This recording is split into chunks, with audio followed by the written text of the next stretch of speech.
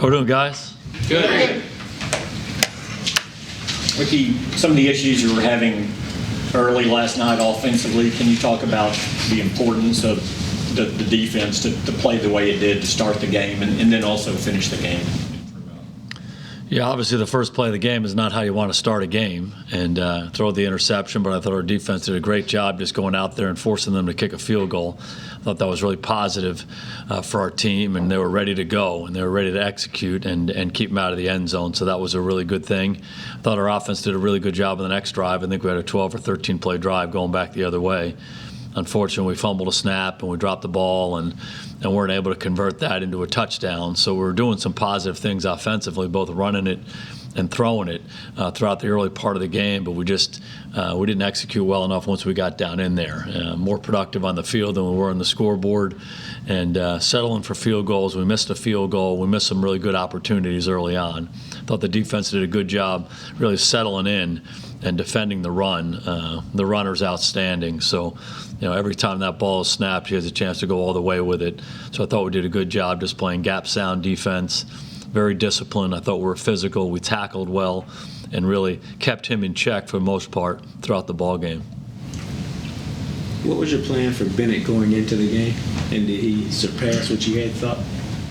The plan was to play him. We had talked that he's been playing football. He's been in training camp, been playing up there in New England, practicing and playing in games. So we felt like he was physically ready, and we felt like he was going to be comfortable doing what we asked him to do. He's a very smart guy. He's a smart football player. He has some background with our system. He picked it up very quickly. So we were going to use him. We're going to use him at end. We're going to use him inside, and he was able to do that. He ended up playing a lot of snaps, north of 40 snaps in the game. We wanted to play him a lot, but he handled the work really well, and we kept him out there, and he really was impactful, made a lot of plays in the game. In last night's game and really the season overall, what do you attribute to how well your defense has played in the red zone and also on third down? Well, really good defenses do that. They play well on third down. They get off the field, and I think we've been consistently good at that throughout the year, game in and game out. We've done an excellent job getting off the field on third down, and that gives you a chance to play really good defense and obviously minimizes their opportunities and maximizes your opportunities the other way. You get the ball back. And then once teams drive the ball down in there, to be disciplined enough to play sound defense down and close to force them to kick field goals is huge. And that happened 5 times in the game last night. They scored 1 touchdown and kicked 4 field goals. So, it's about being sound fundamentally. It's about being disciplined. It's about being physical. It's about being a really good tackling team, communicating well, handling all the different situations. We've done that on a consistent basis all throughout the year. Made a big difference for our team. Sean Lee led the defense with 12 tackles, including several on Barkley for no gain. Marinelli has said that how the game should be played is what he does. Can you just talk about his contribution in the game and his approach that translates on the field? Yeah, Sean's a great player and has been for a long time, and he's done a great job this year handling his role, moving to the Sam linebacker spot and backing up at the other spots and playing maybe fewer snaps than he used to playing, and he's really embraced that and done an excellent job, a positive influence on those other linebackers and really on our whole team. But last night he had a chance to play and play like he's played throughout his career, and that's how he played. He showed up big time in the game and was really active. You said it, made a number of tackles in the game, both in the running game and in the pass game when they checked the ball down. He was out there in space with a big-time runner and consistently tackled him to the ground. And not only did he tackle him, but he knocked him backwards. And that's what we're used to seeing Sean Lee do throughout his career. He's a really smart player. He's an incredibly prepared player. He's very instinctive, just has the capacity to make a lot of different plays that has a positive impact on your team. And he did that last night for us time and time again. How good was your offensive line in their run blocking last night? Really good. I thought we blocked him really well, and that's one of the disappointing things. We felt like we controlled the line of scrimmage. We were able to run it. We were able to throw the ball. They protected well, but then we bogged down a few different times once we got those drives going. So I thought we did a better job settling in as the game went on and executing, making the plays necessary. Obviously, Blake made a big-time play. Gallup made a big-time play. Amari Cooper made a big-time play to cash in those later drives, but I thought we blocked them consistently well throughout the game, and I thought Zeke ran really well. And when you can control the line of scrimmage and get your runner going north and south, as much as we did last night, you're going to have a lot of success. You talked about Sean embracing that role. Is that easier said than done for veterans like that are used to being the starters and captains and now having to take a back seat? Absolutely. He's a special guy, though, and he's such a team-oriented guy. He wants this team to be great, and again, has embraced any role to help our team be great. And he's been a big-time player in this league for a long time, a great player. And for him to be able to step back and accept a different role and embrace it as well as he has, it's a real tribute to the kind of guy he is and the kind of leader he is on our team. But then be ready for the opportunity to go back in and play more and take advantage of it like he did last night. That being said, what's the LVE's situation and what are your plans for him this week? Whose situation? Leighton Vander Esch, LVE. Sorry. Yeah. I call him Leighton. We'll see. We'll see what he's able to do as the week goes on. He improved last week leading up to the ball game, and unfortunately he wasn't able to play. But hopefully he gets better and better as the week goes on this week. How impactful were the turnovers from your defense last night? They were huge. That sequence before the half was really big when Xavier Woods intercepts the ball and gives us a chance to go down there and score. I thought was really big for us. Then coming out and getting a couple other ones where we knocked the ball out and recovered in positive territory, and then obviously the one late was big. And when our defense does that, they really have a chance to be an elite defense because they do so many other things really well. And in those games where we've taken the ball away defensively, it really gives you so many more opportunities to score points on offense. And again, those are really impactful, difference-making plays. About Xavier Woods, certainly there's been so much talk about safety last week, with all the trade talk, but he's now had turnovers in 2 straight games, again 3 turnovers in the last 2 games as well. And how has he played? Yeah, again, I don't know really the talk you're talking about. I think our guys lock in on what they need to do, to be honest with you. And Xavier's been a real pro since he's been here. Again, taking advantage of any opportunity he's gotten. And you said it.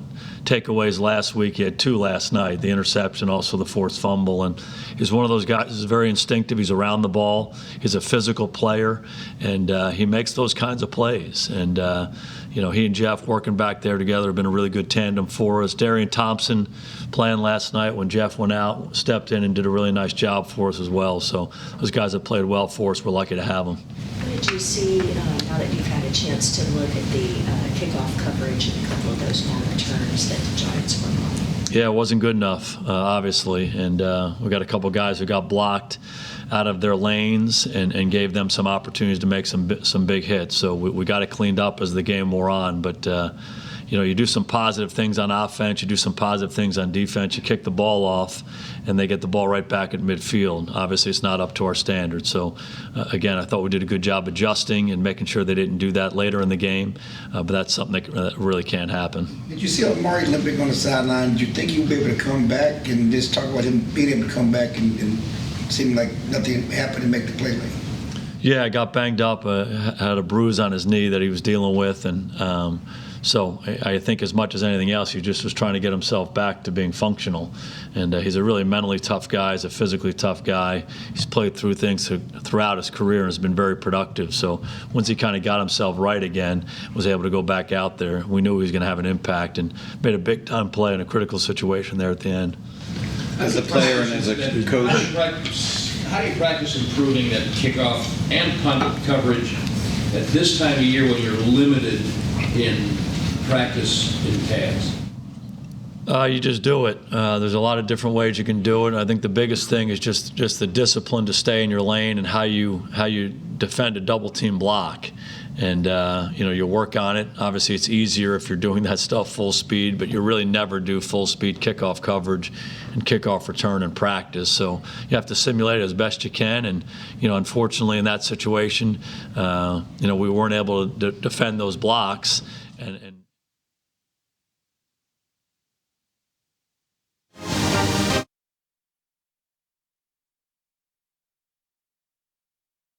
things. How would you describe Gallup's touchdown catch and what he did after he got the ball? Yeah, I thought it was amazing. I don't know if you guys know what happened on that play. It was a running play, and we felt like we got them off sides, and so it became a free play. They ended up not throwing a flag, so it was a free play in our mind, but in no one else's mind. And and Dak made a heck of a throw, and then Gallup obviously finished it off. I mean, it was an incredible acrobatic play that he made to maintain his balance, to somehow get himself, contort his body to get himself in the end zone. So pretty spectacular. What's the early prognosis on Jeff Heath's leg? We're hopeful that he can be back. He had a laceration. He had to get 12 stitches on his knee. So we feel like he's going to be okay as the week goes on. Is where that cut is impact his ability to run? Will it split open and things like that? How do you? I think they feel like it's going to be okay as the week goes on. That's the report that I've gotten. But certainly, if it's in a funny spot, I think it would impact it. But they're confident that he'll heal up and be ready to go. 7 takeaways the last 2 games. You had 5 through the first 6 games.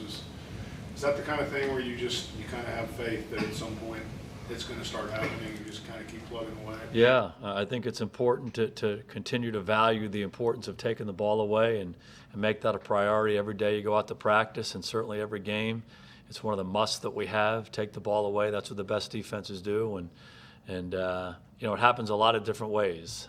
It happens with rush and cover. We talk a lot about how many of the turnovers or takeaways that happen, start from inside the pocket with how you rush the quarterback. If you force him to hurry a throw or throw it maybe earlier than he wanted to, or he can't really see the receiver because of the rush, all those things impact on the other end, and you just have to cash in on them. And then when you have opportunities to knock the ball out like Xavier did, and then you have an opportunity to scoop it up like Darian did, you have to take advantage of those. And then towards the end of the ball game, when they're in a passing mode, we can pin our ears back and go get it. And D.A. did a great job on that. And again, Jordan Lewis was around the ball and took advantage of it and ran it in. Can you go back to what you were saying about the Gallup touchdown being, you thought you had a free play? What are the coaching points to the quarterback on a situation like that? I mean, obviously Dak thinks he gets it, but do you tell him to, see like a yellow flash, the flag coming out? What are the points on that? Well, I guess the thought is if you feel like it's obvious, go ahead and try to create a free play situation. And I don't know that you can really coach him to say, okay, go look at the guy on the sideline. Does he throw the flag? I mean, I think that's asking a lot of a player. But, when you feel like the guy's in the neutral zone, the ball snapped, here we go. And that's just something that, teams around the league have been doing for a long time. We've been doing it for a long time. We've made some plays on it in the past. And, we thought we were in that situation last night. Unfortunately, we didn't get the call, but we got the result we wanted. On the opening kickoff for Pollard, what's the teaching point there for him in that situation? Maybe as much as anything else, just get to the ball and catch it and go north and south. There is a play when the ball is near the sidelines. You can establish yourself being out of bounds and reach back in and touch the ball, and then you would get the ball up in the 40-yard line. But the issue was he had tipped it first, and then I'm not quite so sure he established himself out of bounds. So it got a little sideways on it. And, he's so good at everything we ask him to do. He's really a mature player for how much experience he has in this league, and he handles everything we ask him to do on offense and in the kicking game. And that'll be an experience he'll learn from. He'll learn the importance of going to get that ball and how he handles that situation if he is going to use that sideline rule. So that'll be something he'll benefit from going forward. Can you talk about the significance of Blake Jarwin's touchdown and when it came, and also just a little bit more about him, how he has handled Jason Witten's return and still carving a niche for himself in this offense? Yeah, I thought it was big because, like I said, we felt like we were moving the ball offensively, running it, making some plays in the passing game, but we really hadn't cashed in yet. And they're ahead in the ball game as we get towards the end of the first half, and we needed something to happen. We needed to make a play to cash in and break through, and he was the guy that did it. And I thought Dak did a really good job moving on that one. Blake did a really good job presenting himself on that one. And then, you saw it. He caught it and just went north and south. And we've seen him do that before. He was very aggressive running with the ball after the catch. And we got some good blocks down the field, but he just did a great job, going from point A to point B and getting in the end zone. And so that was a huge play for us. It kind of broke us through a little bit in a really positive way. And in regards to the second part of your question, I think he's handled it really well. He's one of those guys, too, that whatever we've asked him to do, he embraces. He embraced more of a role last year. He's embracing a different kind of role this year. I think he's an improved player. He's a more complete tight end than he's been. His ability to block on the line of scrimmage has improved. His ability to protect. He's developed as a route runner, and he still makes plays when he has opportunities. So he's a good young player. He's got a chance to be a really good player as he continues in his career. On a similar note, has it been a process for Jason to reintegrate himself, just coming back from last year? And did you have any sort of expectations for him, and now that he's been able to pick it up in the last couple games, especially getting all the targets he had last night, or was that just sort of the way things went? You know, the expectations were for him to just come back and be who he is. And that's something we talked to all our guys about, and we encouraged him to do that. And obviously his road the last couple of years is a little different than most. Been one of the best tight ends at his position, ever to play in this league. And, to leave the game and now come back, was a little bit different for all of us. But anybody who's been around him knows what he's all about. And, he's going to come back and be prepared and take advantage of the opportunity and compete and be able to play at a high level again. And that's just the way he is. And so we had confidence that he was going to be able to do that. And, we wanted to make sure that we were able to continue the development and growth of some of our other tight ends, Blake and Dalton, and give those guys roles as well. And those guys have embraced their roles. And Witt's come back and just played at a very high level. And he's been more productive catching the ball. Last night, I think he had eight catches. But he's played well right from the start this year. As a run blocker, as a pass protector, as a pass receiver when given chances. So he's the same guy, and he's really making a positive impact on our team. We didn't get a chance to ask you this last night, but your thoughts on the black cat that was on the field? I thought it was interesting. I did. You hate to be the guy who has the job of trying to contain the black cat. But yeah, what were your thoughts? Interesting, very interesting. Did you see any at Giant Stadium when you were over there? When you played for them at Giant Stadium, you see anything over there? Yeah, I don't know that I saw many stray cats over there. Zeke has been productive, obviously, in what he's been able to do, 3 straight 100-yard games and 740 some odd yards. But he's not had the big runs yet this year. What do you put some of that on? The 20-plus runs, yeah. Hard to know. I just know that he's playing really good football. And anybody who watched the game last night said, wow, that guy's a football player. And again, I think it starts up front. Our guys did a really good job blocking them. But, when 21 got the ball, he was stretching the defense and then putting his foot in the ground and going north and south and finishing runs. And he's a hard guy to tackle. So I don't know if he had I don't know how many explosive runs he had, how many plus 20-yard runs he had, but I know he had a huge impact on the ball game. Thank you. All right. Good to see you.